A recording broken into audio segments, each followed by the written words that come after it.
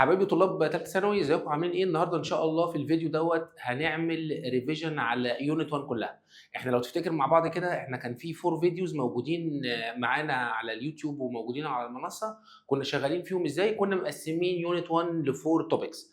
اول توبكس كان بيتكلم عن الكوروليشن، وبعد كده اتكلمنا عن بيرسون بالتفصيل، وبعد كده اتكلمنا عن سبيرمان بالتفصيل اللي هو بتاع الرانكس، واخر حاجه اتكلمنا عليها كانت الايكويشن اوف ستريت الايكويشن اوف ريجريشن. تمام كده؟ دلوقتي بقى هنعمل ريفيجن على اليونت كلها ونبدا نشوف الاسئله اللي جت سواء في كتاب المدرسه او في الكتب الخارجيه او في الامتحانات القديمه. تعالوا نحلها واحنا مقسمينها بطريقه لطيفه جدا ان شاء الله تظبط معاك. يلا بينا. اول حاجه تعالى نتكلم عليها في الكوروليشن. اول الاسئله اللي جت معايا في الستودنت بوك اللي هو كتاب المدرسه بيقول لي هنا ذا سترونجست كوروليشن كوفيشنت از وات. مين هنا اقوى واحد عندك؟ احنا اتفقنا مع بعض ان السترونجست دوت اللي هو كان بيكون ايه. طب نراجع عليهم بسرعه. احنا اتفقنا ان 0.1 و0.2 و0.3 دول ويك، 0.4 و0.5 و0.6 ده كده ميديوم. من بعد ال 6 دايركت على طول يبقى ده كده احنا دخلنا فين؟ برافو عليك، كده دخلنا في السترونج اللي هو 0.7 و0.8 و0.9. 1 ونيجاتيف 1 دول كده بيرفكت. اي رقم من دول طلع بوزيتيف دايركت، اي رقم دول من دول نيجاتيف انفرس. برافو عليك. فتعالى نبص هنا مع بعض. بيقول لي عايز السترونجست كورليشن. مين هنا السترونجست؟ برافو عليك. يبقى السترونجست هنا محتار ما بين 0.8 و 0.9 وهو ما قاليش هو دايركت ولا انفرس. يبقى في الحاله دي هنختار نيجاتيف 0.9 لان هو قال لي عايز السترونجست بس. اللي بعديها بيقول لي ذا سترونجست انفرس. انفرس ديت يبقى لازم يكون المساله اصلا اوريدي كان فيها نيجاتيف. ومين هنا اللي موجود معايا؟ هنا كان في نيجاتيف. برافو عليك، هو نيجاتيف 0.8. نمبر 3 بيقول لي ذا ويكست. ويكست اللي هو اضعف حاجه. احنا اتفقنا الويكست ده اللي هو 0.1 و0.2 و0.3. فالويكست هنا موجود معانا. محتار انا بقى. ويكست دلوقتي معايا 0. طبعا 1.2 دي اكيد غلط خالص، مش هينفع نختارها لان احنا اتفقنا ان الار دايما بتكون من اول نيجاتيف 1 لحد 1. طب معانا نيجاتيف 0.7 وهو بيقول لي هنا ويكست بس ما قالش هو دايركت ولا انفرس. بس معايا كمان 0.12 دي مش هنقراها 0.12 بقى، احنا هنقراها 0.1 علشان احنا بندور على النمبر اللي هنا على طول. يبقى الاجابه معايا اللي هو 0.12. نمبر 4 بيقول لي one of the next number can represent the strongest inverse. طالب مني حاجتين strongest وانفرس في نفس الوقت. يعني لازم يكون انفرس بالنيجاتيف. يبقى بسم الله الرحمن الرحيم كده هنكنسل الاثنين دول عشان الاثنين دول اصلا دايركت. وبيقول لي عايز هنا سترونجست ودي كمان اكيد غلط علشان دي نيجاتيف 1.1. يبقى سترونجست وانفرس هي نيجاتيف 0.9.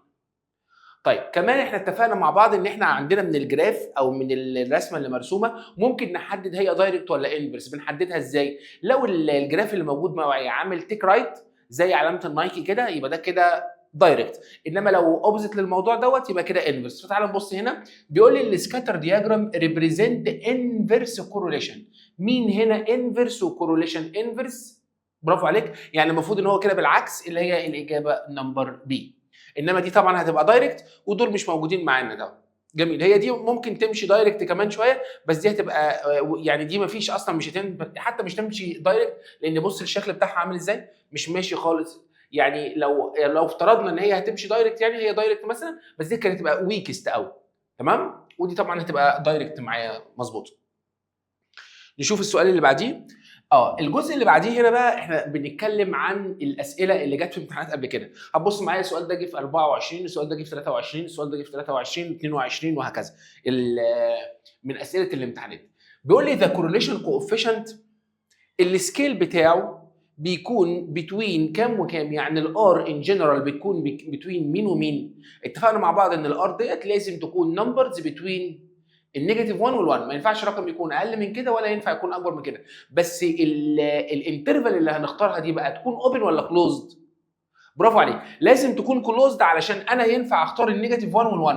يعني الاجابه هتكون سي. طب هو ايه الفرق بين سي وبي؟ خلي بالك ان بي هنا الاثنين دول اوبن. اوبن دي يعني ايه؟ يعني النيجاتيف 1 وال1 مش معانا، انما هنا النيجاتيف 1 وال1 موجودين معانا. طب واحنا اصلا في الكوروليشن كان بيبقى موجود معايا الار دي كانت بتبقى نيجاتيف 1 1. تتحسب ولا ما تتحسبش؟ تتحسب صح. يبقى الاجابه معايا هتكون نيجاتيف 1 1. فهمت الفرق بين دي ودي؟ دي النيجاتيف 1 وال1 مش موجودين معايا بس هم اوريدي موجودين في الار، فعشان كده اخترت الاجابه رقم سي. طب نشوف السؤال ده جه في 23. بيقول لي ذا نايلستيك كوروليشن. اتفقنا مع بعض ان الار بتكون من نيجاتيف 1 لحد 1، بس ممكن تطلع معاك بزيرو. لو طلعت معاك بزيرو يبقى بنسميها نايلستيك، يعني مفيش كوروليشن اصلا ما بين الاكس والواي. شوف السؤال اللي بعديه. السؤال اللي بعديه جه في 23 اهو، بيقول لي الكوروليشن بتوين اكس وواي بس ريبريزنت دايركت كوروليشن.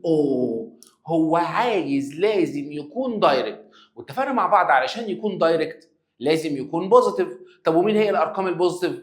بالظبط كده، اللي هي من اول 0 لحد 1. بس الزيرو شخصيا بقى معانا ولا مش معانا؟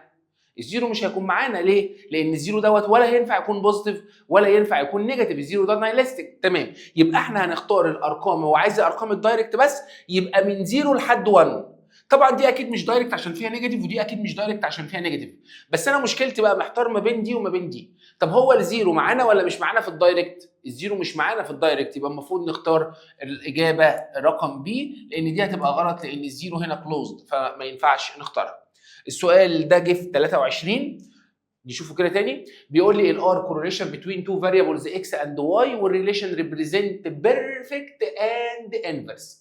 بيرفكت وانفرس، يبقى شور كده اكيد انا هختار رقم بالنيجاتيف اكيد، يعني دي غلط ودي غلط ودي غلط ومفيش غير دي. وطبعا علشان بيرفكت فبيرفكت دوت لازم يكون 1 او نيجاتيف 1، بس هو كمان محدد لي ان هي انفرس، فعلشان كده انا اخترت نيجاتيف 1. السؤال ده جه في 22. بيقول لي الريليشن بتوين السيركمفرنس اوف ا سيركل اند اتس راديوس. الريليشن بتوين الراديوس والسيركمفرنس، ايه اللي بيحصل؟ هو مين الراديوس ومين السيركمفرنس؟ تعالى نتخيل كده ان احنا معانا سيركل، السيركل دي كده ليها راديوس. طب لو انا كبرت السيركل شويه، الراديوس شويه، بص. طب لو انا كبرت الراديوس كمان، كل ما هنكبر الراديوس كل ما السيركمفرنس هيزيد. هو مين السيركمفرنس بتاع السيركل يا مستر؟ السيركمفرنس دوت اللي هو الاوتر سايد، زي البريمتر كده، بس احنا في السيركل بنسميه سيركمفرنس. ايه الريليشن بقى بين الراديوس والسيركمفرنس؟ دايركت اكيد، لان كل ما هما الاثنين بيكونوا انكريس توجذر او ديكريس توجذر. ما احنا اتفقنا ان الدايركت دوت بيزيدوا مع بعض او بيقلوا مع بعض، يبقى شور كده هما اكيد دايركت. بس في طبعا انفرس دي غلط وانفرس دي غلط، يبقى انا محتار بين سترونج ولا بيرفكت. طبعا هم بيرفكت دايركت، انه سترونج دوت يعني بيزيد بس قوي، يعني مش بيرفكت، يعني ممكن يزيد شويه، انما هنا لا، احنا هنا هنزيد بيرفكت، كل ما ده هيزيد بالظبط، يبقى الاجابه هتكون بيرفكت ودايركت. جميل، يلا بينا تعال نشوف السؤال دوت. الاسئله دي بقى جت من كتب خارجيه، فاحنا حاولنا نجمعها زي ما قلت لك كده. احنا بنجمع كل الاسئله اللي تلم لك اليونت 1، سواء من كتاب المدرسه، سواء من الامتحانات، سواء من الكتب الخارجيه. وتعالى نبص على السؤال دوت. السؤال دوت بيقول لي if the two variable increase or decrease together.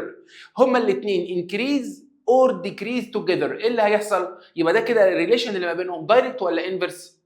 برافو عليك، الريليشن اللي ما بينهم دي كده هتكون دايركت. كلمه انكريز توجذر او ديكريز توجذر يعني انا بس كل ما اروح الجيم اكتر كل ما عضلاتي تكبر، ده كده ايه؟ ده كده دايركت ريليشن، صح؟ كل ما انا عمال اروح طب تعالى بقى، كل ما انا عمال اروح الجيم اكتر كل ما انا عمال اخس، دي كده انفرس بقى. ليه؟ كل الوقت عمال يزيد بس الوزن عمال يقل، ده كده انفرس. يبقى الحاجتين لو بيزيدوا مع بعض او بيقلوا مع بعض يبقى ده كده دايركت. طب واحد بيزيد وواحد بيقل يبقى كده ايه؟ يبقى كده انفرس. يلا بينا تعالى نشوف نمبر 12. بيقول لي the strongest inverse correlation. مين هنا strongest و inverse؟ inverse لازم نيجاتيف.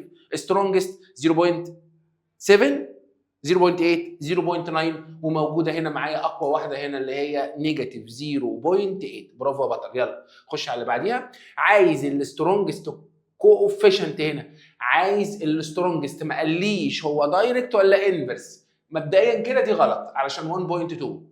طب احنا كده محتارين ما بين 0.7 ونيجاتيف 0.9. ال7 وال8 وال9 سترونج، مين هو اللي اقوى؟ النيجاتيف 0.9، لان هو ما قاليش هو دايركت ولا انفرس، هو قال لي عايز السترونجست بس، فانا بدور على الحاجه القويه بس، ماليش دعوه بقى هي دايركت ولا انفرس. نمبر 14 the smallest correlation. عايز السمولست يبقى الحاجه الصغيره. مبدئيا كده غلط علشان دي 1.1 عليت قوي، ودي كمان غلط عشان 1.0 عليت قوي، وهو هنا مش محدد هي دايركت ولا انفرس، فانا محتار ما بين الاثنين دول. دي 0.12 هي 0.12 بس انا هقراها 0.1 عشان انا باخد النمبر الاولاني بس. يبقى الاجابه 0.1 طبعا هتكون اصغر من 0.9. وانا هنا ما بدورش هو دايركت ولا انفرس، عشان في ناس تقول لي ايه يا مستر ازاي يا مستر ده النيجاتيف 0.9 اصغر من ال1 بوينت. يا حبيبي انا ما بدورش على دايركت ولا انفرس، ما بدورش على الفاليو ذات نفسه، انا بدور النمبر دوت ريبريزنت الايه. فاهم قصدي؟ ما بعملش كومبير ما بين نيجاتيف 0.9 و 0.12، ما بدورش على الفاليو، انا بدور على هو ريبريزنت الايه. تمام؟ يلا بطل. السؤال اللي بعديه بيقول لي the relation between square side length and its perimeter. معانا سايد ومعانا بريمتر. ايه اللي بيحصل؟ بص انا معايا سكوير كده، كل ما هزود، برافو عليك، كل ما هزود السايد كل ما البريمتر ايه اللي هيحصل معاه؟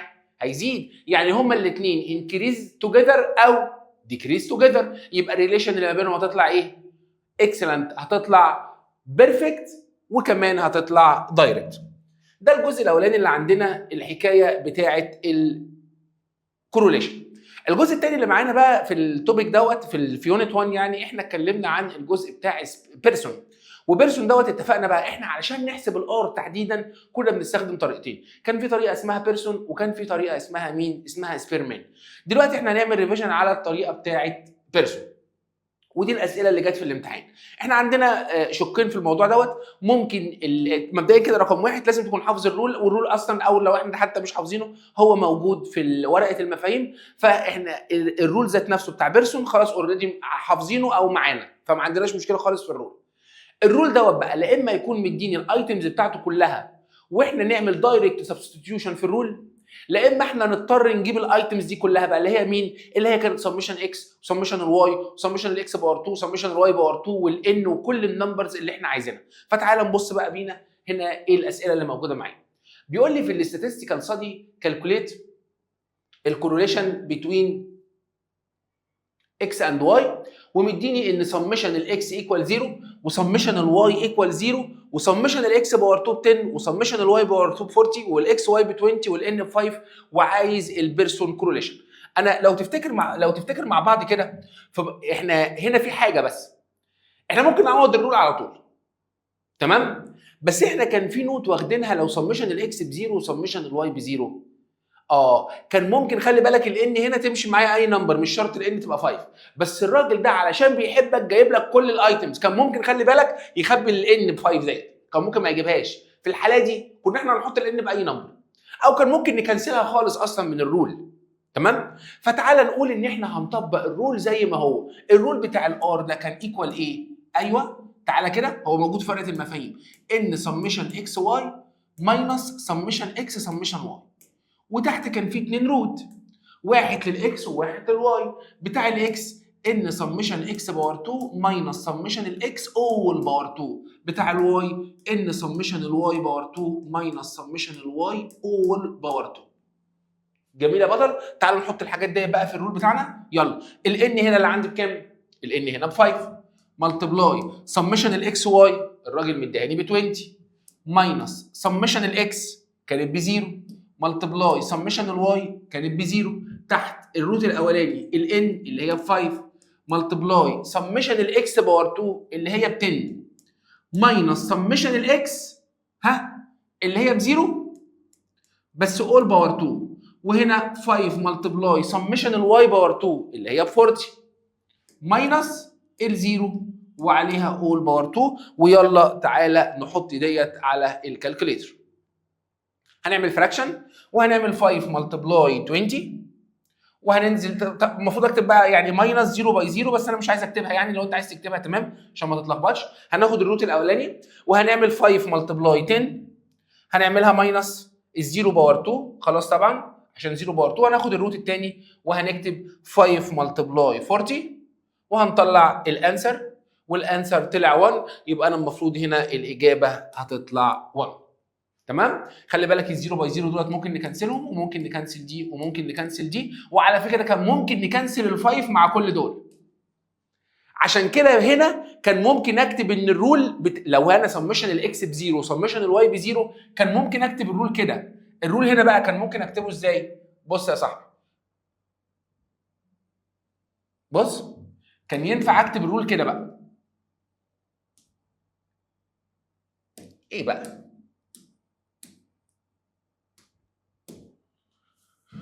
بص هكتب الرول ار ايكوال، مش هكتب الان خالص، سمشن الاكس واي وتحت روت سمشن الاكس باور 2 وروت سمشن الواي باور 2، ودي كانت ممكن تطلع لك الاجابه على طول. ده في حاله ان انت كان معاك ان سمشن الاكس بزيرو وسمشن الواي بزيرو.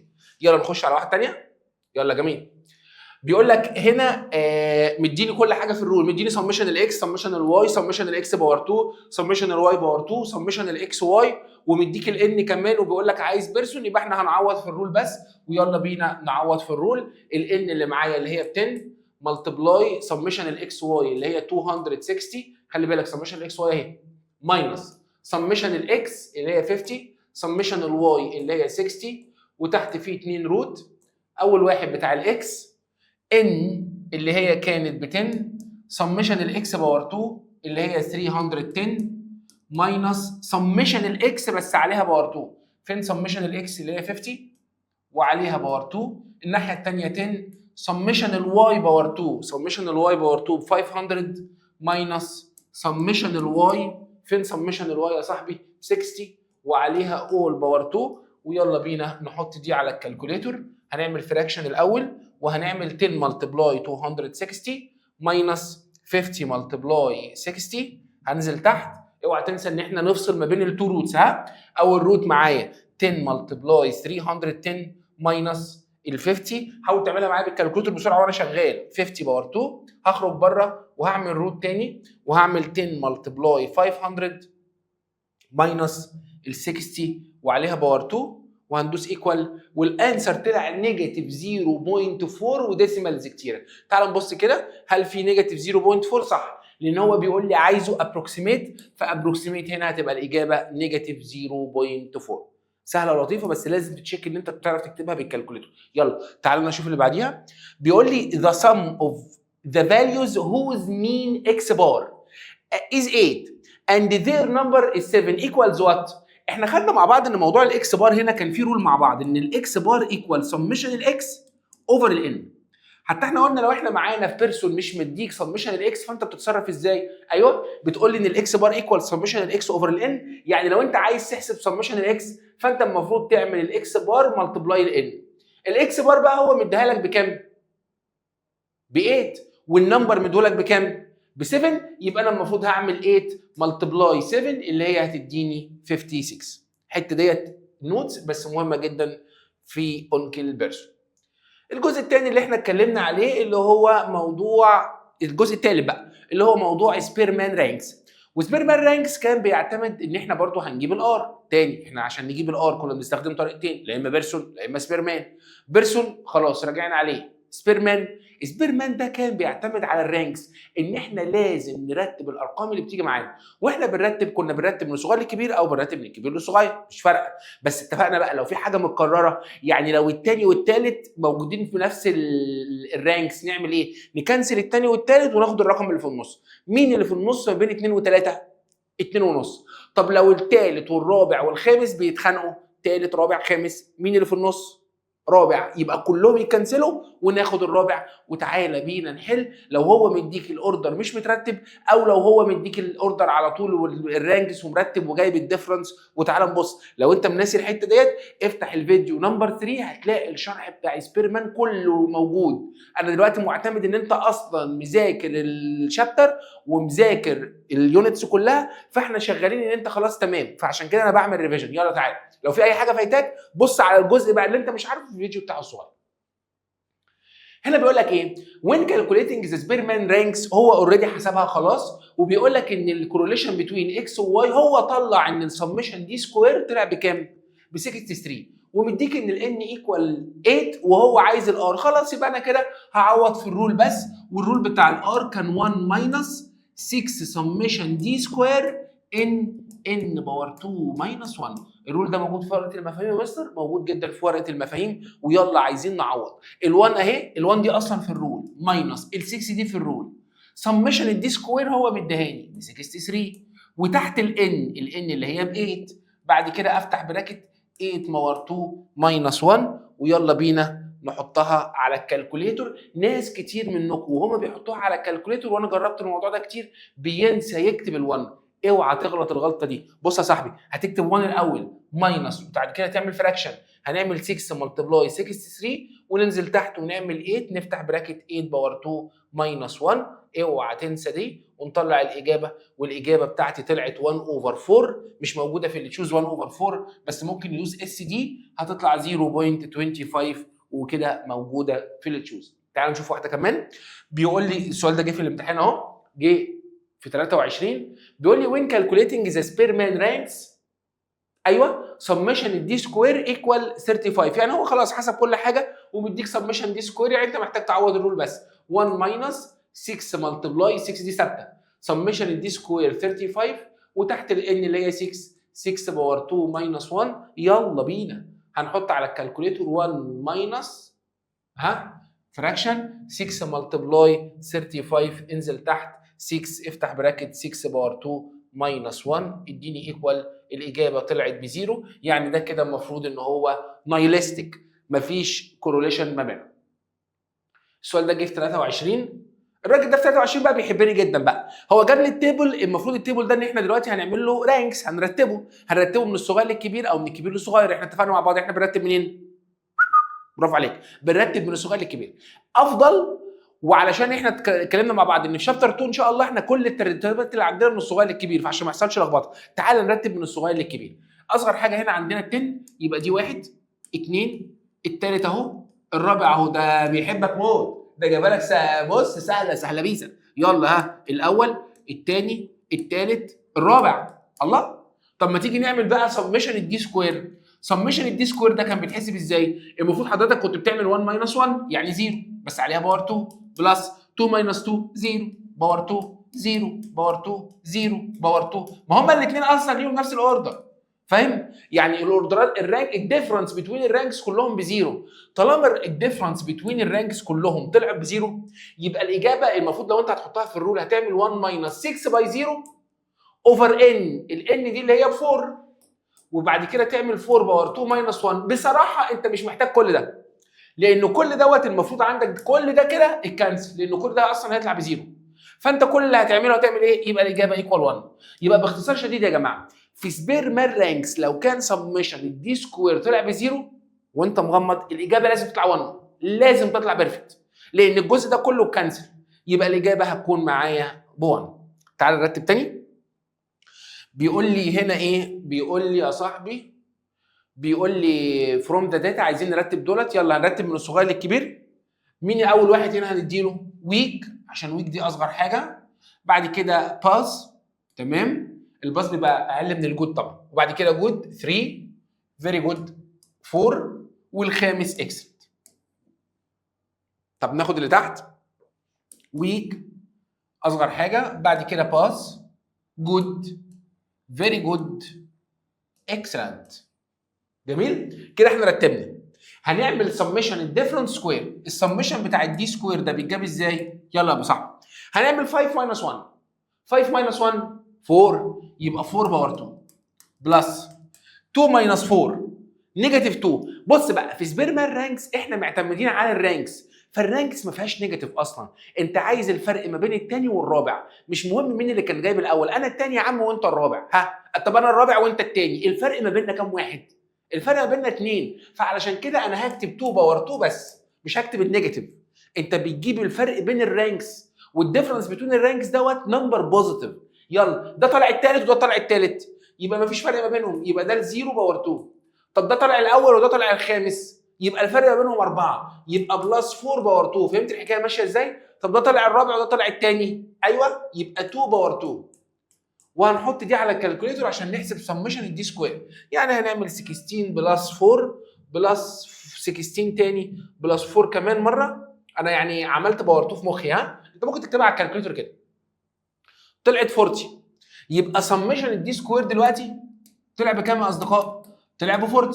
يلا بقى نحط الرول بتاعنا بقى. الرول بتاعنا كان ايه؟ 1 ماينس فراكشن 6 ملتبلاي سمشن الدي سكوير. اوعى تعمل 40 باور 2. الناس كتير بتعمل الغلطه دي، بعد ما يجيب لك سمشن الدي سكوير يأفور بقى يروح عاملها لي باور 2 تاني. ليه؟ هو الرول سبمشن دي سكور وانت حسبتها. ما تعملش بقى تاني باور 2، اوعى والنبي، احسن الناس كتير بتعمل الغلطه دي. يبقى انت هتعمل ملتبلاي 40 بس، وتحت هنعدهم هم كانوا كام واحد؟ 5 صح. يبقى 5 ونفتح براكت 5 باور 2 ماينس 1، اديني الاجابه تك طلعت نيجاتيف 1، والاجابه اهي نيجاتيف 1. تمام؟ جميل. ده الجزء اللي في اللي تشوز بتاع سبير مان رانكس. هنخش دلوقتي بقى في الجزء الرابع اللي معانا اللي هي الايكويشن اوف ريجريشن. عايز تريح شويه؟ ريح شويه ماشي مفيش مشكله، بس يعني افصل شويه وتعالى كمل معايا الفيديو بتاع الايكويشن اوف ريجريشن. الايكويشن اوف ريجريشن ديت كانت بتتكلم عن ايه؟ لو احنا معانا الجراف ده طبعا بيكون فيه بوينتس كده، انا رسمت الاكس والواي، كان في ستريت لاين، الستريت لاين ده بيعمل ايه؟ ده ريبريزنت للايكويشن اوف ستريت لاين اللي بيكون باثنج ثرو. ايوه بالظبط كده، يعني بتعدي على بوينتس، يعني استنفدت كده للبوينتس بتاعت الايكويشن اوف ريجريشن. احنا عايزين نكون الستريت لاين ده. الستريت لاين ده كان ليه شكل ايكويشن، اتفقنا ايه شكل الايكويشن بتاعته؟ y ايكوال a بلس bx. ده طريقه. كان ممكن واحد تاني يكتبها بي اكس بلس ايه، كان ممكن واحد يكتبها ام اكس بلس بي، وات ايفر. المهم ان احنا متفقين اتفاق. ايه هو الاتفاق؟ ان احنا معانا رقم موجود جنب الاكس ورقم موجود لوحده. الرقم اللي موجود جنب الاكس دوت كان ليه رول، والرقم اللي موجود لوحده كان ليه رول. تعالى نشتغل في اول حته. الاسئله دي جت في كتاب المدرسه، وبيقول لي هنا عايز ايه؟ احنا بعدنا ولا ايه؟ اه لا احنا نزلنا تحت. ايوه ايوه ايوه ايوه ايوه ارجع ثانيه واحده، سوري. ايوه يلا صح.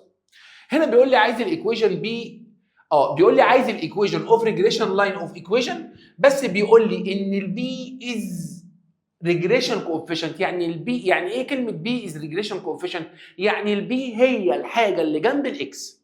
فطبعا احنا عارفين ان الايكويشن واي ايكوال حاجه جنب الاكس وحاجه لوحدها. هو بيقول لك ان الحاجه اللي جنب الاكس دي بقى اسمها ايه؟ اسمها بي، يبقى هي دي الاجابه. طب دي يا مستر مش تنفع ليه؟ عشان هنا مكتوب الواي ايكوال اي اكس، يبقى الحاجه اللي جنب الاكس كده الكوفيشنت هنا ايه؟ هو بيقول لك ان الكوفيشنت اسمه ايه؟ بالظبط كده اسمه بي، فالكوفيشنت ده ممكن اسميه اي اسم، هو هنا مسميه بي، فكان لازم اختار الاجابه رقم بي. نمبر 25 بيقول لك if the regression line equation y equal 2 plus 0.5x، عايز الاكسبكتد فاليو لما الاكس ايكوال 6. يبقى كل اللي هنعمله هنمسك الكالكوليتور بتاعتنا وهنشيل الاكس هنا ونحط بدلها 6. جرب يلا معايا، 2 بلس 0.5 ملتبلاي 6 وهنطلع الاجابه، والاجابه طلعت 5، فهنكتب ان الاجابه بتاعتي طلعت 5. تمام يا بطل؟ تمام. سؤال نمبر 26 if the 2 points كذا وكذا lie on the regression line y on x then the correlation between x and y is what؟ اتفقنا مع بعض ان الرقم اللي جنب الاكس دوت بيكون ريبريزنت للكورليشن، هو دايركت ولا انفرس، تمام؟ بس ما يقدرش يحدد هو ويك ولا سترونج ولا ميديوم. فالرقم اللي جنب الاكس دوت لو كان طلع بوزيتيف يبقى معنى كده ان هو دايركت، لو طلع نيجاتيف يبقى معنى كده ان هو انفرس. واتفقنا ان الرقم اللي جنب الاكس اللي هو الكوفيشنت اوف اكس دوت بنقول عليه السلوب، لان ده في الايكويشن بتاعت الستريت لاين بيكون هو السلوب اوف ستريت لاين. فاحنا ممكن نجيب السلوب اوف ستريت لاين. طب السلوب اوف ستريت لاين بيتجاب ازاي؟ ايوه السلوب بتاع الستريت لاين دوت لان انا معايا 2 بوينتس اكس وواي واكس وواي، فانا اقدر احسب السلوب، اعمل الواي ماينس الواي والاكس ماينس الاكس. طب اعمل 5 ماينس 10 ولا 10 ماينس 5؟ انا بصراحه مش فارقه معايا، بس اللي انت هتبدا بيه كمل بيه. يعني لو انت قلت 10 ماينس 5 من حقك، يبقى الناحيه الثانيه لازم تقول 11.5 ماينس 6.5. دي كده الاسلوب بتاعك. يلا تعالى نحسبها كده على الكالكوليتر. يبقى همسك الكالكوليتر بتاعتي وهعمل فراكشن وهعمل 10 ماينس 5 وهنزل تحت وهعمل 11.5 بس هعملها ماينس 6.5. يلا نطلع الاجابه. الاجابه طلعت 1، وطالما طلع 1 ايوه يبقى معنى كده ان هو ايه؟ برافو عليك، ان هو دايركت. طب ينفع يا مستر كنت اختار ان هو بيرفكت؟ لا ما ينفعش كنت تختار ان هو بيرفكت. ليه؟ لان الرقم دوت بيبريزنت هو دايركت ولا انفرس بس، ما يقدرش يقول لك هو ويك ولا سترونج ولا ميديوم. تمام؟ تمام. شوف اللي بعديها، بيقول لي if the 2 points 5 و 13 and 14 و 4، يبقى احنا كده معانا 2 points اللي هم x و y وبيقول لي lie on the regression، يعني ال 2 points دولت موجودين على على الستريت لاين. بيقول لي all of the following points lie on the same straight line، كل دول موجودين على الستريت لاين اكسبت مين؟ في واحده هنا مش موجوده على الستريت لاين. بص كده، بسم الله الرحمن الرحيم، كده دي غلط اساسي. ليه بقى؟ لان دي 5 و 13 موجوده على الستريت لاين، بيقول لك كل دول موجودين على الستريت لاين ما عدا مين؟ طب ما هي دي اصلا معاها، ما هي موجوده على الستريت لاين، يبقى دي اصلا هنستبعدها من الحكايه. طيب تعال نبص بقى، نجرب بقى. هنجيب السلوب بتاع الستريت لاين من هنا، يعني هعمل 13 ماينس 4 وهعمل 5 ماينس 14. انا خلي بالك اخدت 13 الواي مع الواي، يبقى اخدت الاكس مع الاكس. تعال نحسب ده كده، يبقى هنعمل 13 ماينس 4، ايوه يا بطل، وهتعملها اوفر 5 ماينس 14. انت ممتاز، طلعت الاجابه نيجاتيف 1. يبقى السلوب بتاعي طلع بكام؟ ايوه طلع بنيجاتيف 1. يبقى المفروض لو انا مسكت البوينت دي عملتها مع دي المفروض تطلع نيجاتيف 1، المفروض لو عملت دي مع دي تطلع نيجاتيف 1، المفروض لو عملت دي مع دي تطلع نيجاتيف 1. هو بيقول لك بقى ايه؟ بيقول لك ان في حاجه من هنا غلط. طب مين هو اللي غلط؟ تعال نشوف بقى، تعال نمسك بقى ديت، تعال نحسب بقى واحده من ديت المفروض ان هي ما تطلعش معايا نيجاتيف 1. فهجرب اول واحده مثلا. طب يا مستر اخد دي مع البوينت الاولى ولا مع البوينت الثانيه؟ اي واحده مش تفرق. فيلا تعال ناخد مثلا ال5 مع ال13، يبقى 5 ماينس 13، وهاخد ال15 ماينس ال5. ال15 ماينس ال5، الاجابه طلعت نيجاتيف 4 اوفر 5، ما طلعتش نيجاتيف 1. يبقى البوينت دي مش موجوده على الستريت لاين، لان هي المفروض تطلع نيجاتيف 1 عشان تبقى موجوده على الستريت لاين. مش فاهم يا مستر؟ طب تعالى نجرب دي كده عشان تفهمني. جرب دي، اعمل 10 مع ال13، اعمل 8 مع ال13، 8 ماينس 13، خدت الواي مع الواي، هاخد الاكس مع الاكس، 10 هنزل تحت وهعمل 10 ماينس 5. مالك؟ اهو طلعت نيجاتيف 1 اهي زيها، يبقى دي موجوده على الستريت لاين. طب يا مستر انت ليه خدتها مع دي؟ ما تاخدها براحتك يا عم، دي او دي مش فارقه معايا. فاحنا بنجرب. فدي برده الثالثه دي برده هتطلع نيجاتيف 1، دي الوحيده اللي ما طلعتش نيجاتيف 1، علشان كده دي مش موجوده على الستريت لاين، ودي طبعا موجوده على الستريت لاين اصلا من الاول. يلا اللي بعديها. بيقول لي if all of the point in the scatter diagram lie on the straight line، كل البوينت موجوده على الستريت لاين whose slope is negative، السلوب بتاعه طالع نيجاتيف. فبيقول لك then the correlation coefficient between x and y is ايه؟ مش كل بوينت موجود على الستريت لاين، يعني كل البوينت موجود على الستريت لاين كده، يعني كلهم موجودين على الستريت لاين، يبقى ده لازم يكون بيرفكت. وهو بيقول لك ان هو نيجاتيف، يبقى الاجابه لازم تكون نيجاتيف 1. السؤال اللي بعديه if all of the point in the scatter diagram lie on a straight line، كلهم موجودين على الستريت لاين، بس بيقول لك ان السلوب is ايه؟ بوزيتيف، يبقى لازم تطلع 1، عشان كده تبقى دايركت وبوزيتيف. برافو عليك. If the regression line equation y equals 7 minus 0.8x then the value of y expected when x equal 5. عايزين نشيل الاكس ونحط بدالها 5، فيلا بينا نشيل الاكس ونحط بدالها 5. يبقى 7 minus 0.8 multiply 5، والاجابه طلعت 3، يبقى الاكسبكتد فاليو هتكون 3. ده سؤال سهل قوي، بيجي في الامتحان كتير، يا رب يجي. هنا بيقول لك if the regression line equation y equal 0.2x plus 3 and the value of table of y x equal 5 is 4.6. خلي بالك بقى ان احنا اتفقنا في الايكويشن اوف ريجريشن دوت، احنا عندنا في الفاليو بتاعت الاكس ديت ليها 2 فاليوز. في فاليو بتبقى موجود في التيبل صح، وفي فاليو موجوده في الايكويشن. الاثنين دول بقى ساعات ما بيطلعوش زي بعض، لو ما طلعوش زي بعض يبقى في ايرور. احنا بقى بندور على الايرور دوت هيطلع بكام. ركز معايا دلوقتي، المفروض ان في تيبل موجود معايا فيه اكس وواي اكس وواي اكس وواي، تمام؟ وفي عندي ايكويشن اوف ستريت لاين. الرقم بتاع الاكس دوت اللي موجود في الجدول لما بتعوضه في الايكويشن بتاع الستريت لاين ساعات ما بيطلعش هو الرقم بتاع الواي. فاحنا عايزين نعرف الايرور اللي حصل قد ايه. فتعال نبص بقى. الرقم بتاع هو بيقول لك and the value of the table of y، يعني لو الجدول كده هو حاطط الاكس ب 5 مطلعه كام؟ 4.6، دي اللي في الجدول. هو بيقول لك بقى عايز الايرور قد ايه. يبقى لو احنا حطينا ال5 دي هنا، تعال نبص بقى، تعال نحط ال5 موجوده بقى هنا، يعني نعمل 0.2 ملتبلاي 5 بلس 3. بص ايه اللي حصل؟ طلعت كام؟ 4. بس هو اصلا بيقول لك ان ال5 مطلعه كام؟ 4.6. الحساب بتاع ال5 4.6، بس احنا لما حسبناها من الايكويشن طلعت كام؟ صح؟ طلعت 4. في غلطه ولا مفيش؟ في غلطه. الغلطه دي قد ايه؟ 0.4. بوزيتيف ولا نيجاتيف؟ بوزيتيف. دايما الغلطه اللي بنختارها دايما الايرور ده بيكون الابسوليوت ديفرنت، فلازم يطلع رقم بوزيتيف. ولو تفتكر في الفيديو بتاع الشرح انا شرحت لك الموضوع ده. لو انت رايح تحاسب في السوبر ماركت، السوبر ماركت كان الحساب 100 جنيه، رحت انت اديت للراجل 120 جنيه، الكلام ده صح ولا غلط؟ غلط. في الغلطه قد ايه؟ 20 جنيه. طب جيت تاني يوم كان الحساب 100 جنيه برضه، رحت انت مدي الراجل 90 جنيه، الكلام ده صح ولا غلط؟ برضه غلط. الغلطه في قد ايه؟ في 10 جنيه. ليه ما قلتليش بقى في المره الثانيه دي قلت لي نيجاتيف تاني؟ عشان انا بسالك على الغلطه، ما بقولكش انت دفعت اكتر ولا دفعت اقل. انت الغلطه الفرق ما بين الرقم الحقيقي والرقم اللي انت دفعته قد ايه؟ الفرق ما بينهم 10 بس، خلاص يبقى ده الغلطه، ده الايرور. فهمتني؟ فدايما الايرور دوت كان عباره عن الابسوليوت ديفرنت بتوين الريل فاليو صح والفاليو اللي انت حسبتها. يلا صح.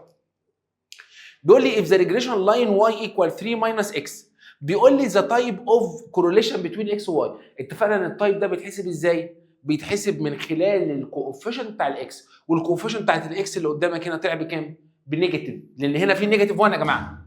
صح؟ نيجاتيف 1 دي يبقى معنى كده ان هو ايه؟ معنى كده ان هو انفرس.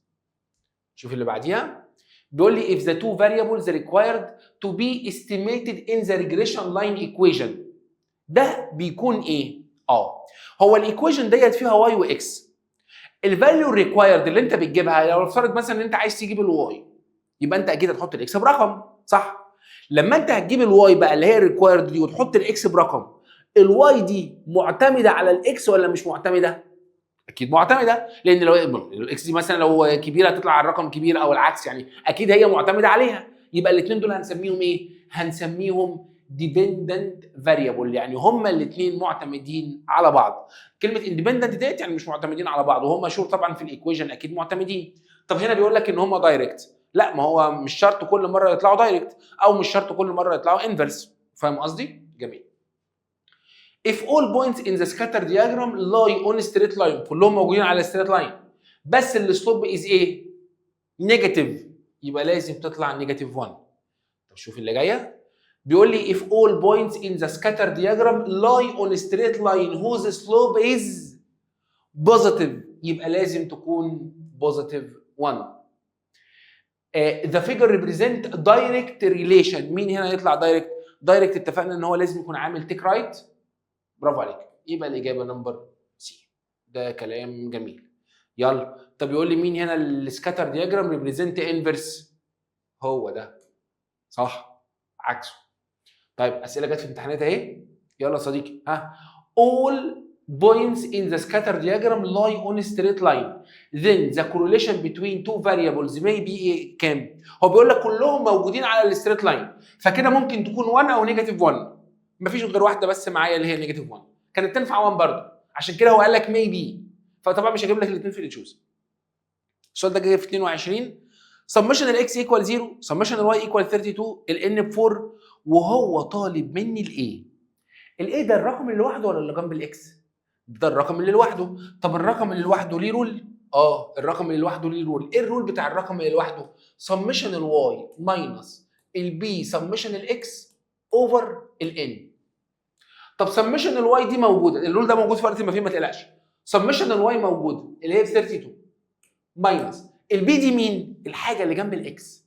هو بقى مديها لك على طول، قايل لك ان الحاجه اللي جنب الاكس ايكوال 2 سمشن الواي، سمشن الواي اللي هي ب 32 اوفر الان، الان دي اللي هي ب 4. يلا يا صاحبي نحط ديت على الكالكوليتر. فهنعمل 32 ماينس 2 ملتبلاي 32 اوفر 4، وهنطلع دي بالكالكوليتر وطلعت كام؟ طلعت مش عارف، نبص عليها تاني. سمشن الاكس، سمشن الاكس هنا سمشن الاكس هنا ب 10، سوري سمشن الاكس هنا ب 10. يلا يبقى هنعمل 32 ماينس 2 باي 10 اوفر 4. الاجابه طلعت ب 3. هنختار الاجابه طلعت 3. تمام يلا جميل. شويه اسئله برضو جت في حاجات ثانيه كتب خارجيه. فبيقول لي if the 2 points 2 و 8 and 7 و 3 lie on the regression line y on x، يعني ال 2 points دول موجودين على الكوفيشنت. بيقول لك and the correlation is perfect. الكورليشن بتاعنا is ايه؟ perfect. then the linear correlation is ايه؟ طب بص بقى، طالما هو perfect هو ممكن يبقى 1 ونيجاتيف 1، فانا مش قادر دول غلط، بس انا مش قادر احدد هي دي ولا دي، يبقى لازم اجيب الاسلوب بقى بتاع دول. يبقى هنجيب الاكس والواي والاكس والواي. يلا نحسب واي ماينس واي واكس ماينس اكس. يبقى 8 ماينس 3 اوفر 2 ماينس 7. يلا بينا 8 ماينس 3 اوفر 2 ماينس 7 والانسر طلع نيجاتيف 1. يلا جميل. السؤال اللي بعده بيقول لي فروم ذا تاتا، ايوه الواي ايكوال كذا، عايز الايرور لما الاكس بكام؟ ب 10. تعال نبص على الجدول الاكس بكام. في الجدول الاكس كان حسابها بكام؟ ب 10. ده الحساب الاصلي. يعني المفروض وانت رايح السوبر ماركت حضرتك ال 10 ديت المفروض تدفع لها انت كام حضرتك؟ ايوه صح، ال 10 دي حاجه انا مش عارفها في الاكس، المفروض ان حسابها الحقيقي 8. تعالى بقى نحط ال 10 بقى هنا في الايكويشن ونعرف الغلطه قد ايه. هنمسك بقى الكالكوليتور بتاعتنا وهنعمل 4.2 بلس 0.3 وهنعملها ملتبلاي 10. بوم، طلعت الاجابه تك 7.2. يبقى الحساب اللي حضرتك دفعته بقى 7.2. ده غلط، لان الطبيعي كان المفروض يطلع كام؟ 8. في غلطه قد ايه؟ تعمل 8 ماينس 7.2 هتطلع 0.8. ده غلط ودي غلط اكيد، لان احنا اصلا في الايرور بناخد بوزيتيف. يبقى دي الاجابه المظبوطه. يلا فروم، ايوه الايرور بتاع الاكس ايكوال 8 از 0.3. تعال ال 8 اصلا في الجدول كانت بكام؟ ب 6. يبقى المفروض ال 8 حسابها الحقيقي كام؟ 6. كويس قوي. هو بيقول لك ان الغلطه اللي فيها هو ما طلعهاش 6 بقى، ما دفعش ال 6. امال الغلطه كان حصل عنده غلطه 0.3.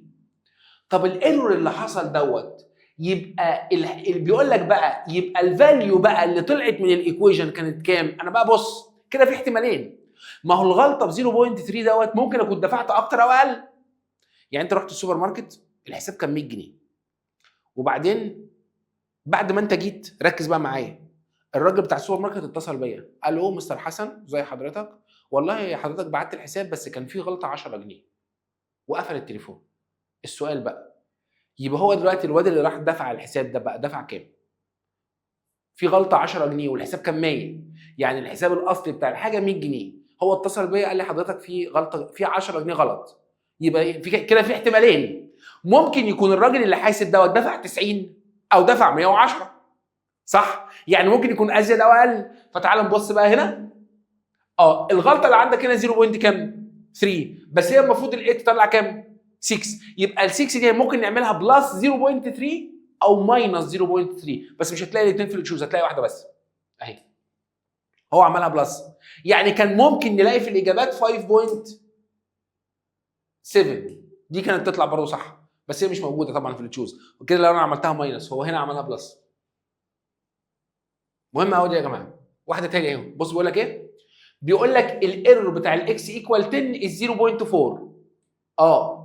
يعني ال 10 دي فيها غلطه 0.4، بس بيقول لك ان هي من الايكويشن 12.6. يبقى ال 12.6 ديت ممكن ازود عليها 0.4 او انقص منها 0.4.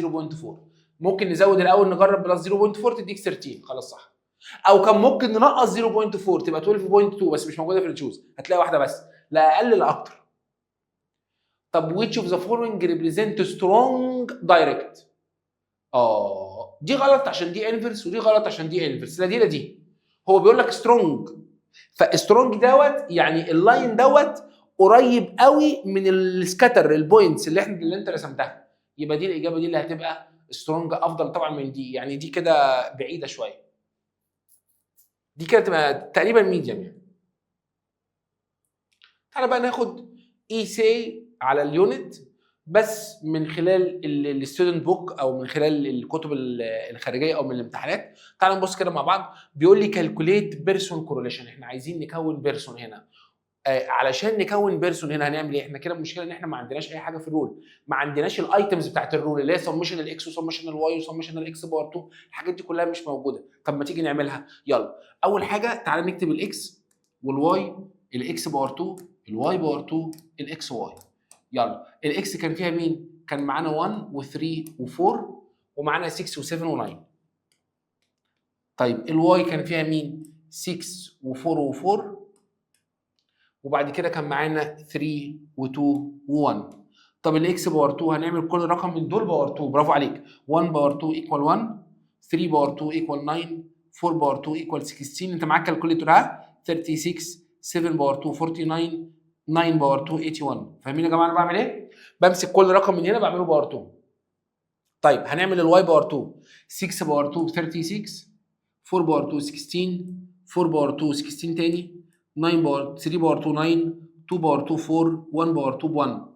الخطوه اللي بعديها عايزين نعمل الاكس ملتبلاي الواي. يلا يا صاحبي، 1 باي 6 ايكوال 6، 3 باي 4 ايكوال 12، 4 باي 4 ايكوال 16، 3 باي 2 ايكوال 3 باي 18، 14، 9.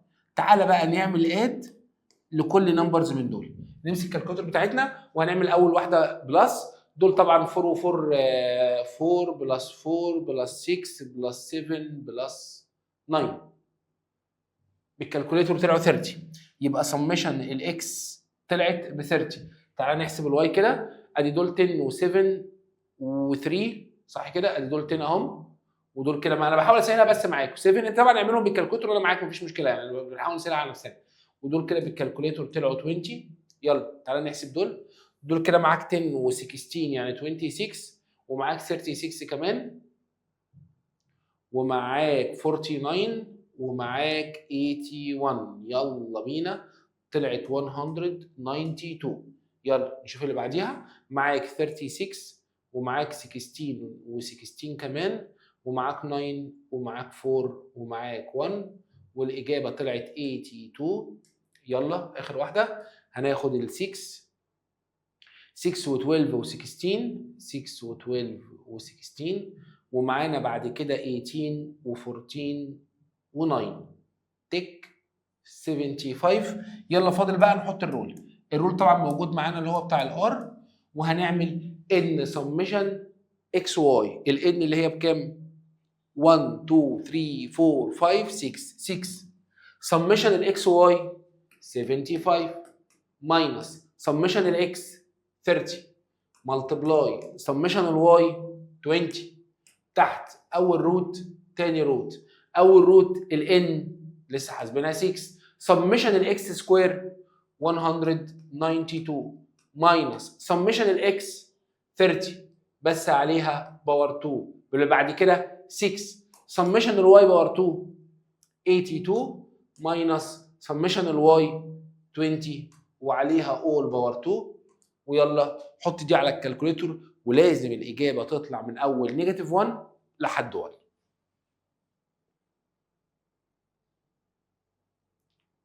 ممكن بقى السؤال يجي في الاي سي بس يجي جاهز على طول، هو مديك كل حاجه، سمشن الاكس، سمشن الواي، سمشن الاكس باور 2، سمشن الواي باور 2. يبقى انا كل اللي هعمله هحط الارقام بس 8 ملتبلاي سمشن الاكس واي 3 4 8 ماينس سمشن الاكس موجوده 68 ملتبلاي 36 اللي هو سمشن الواي.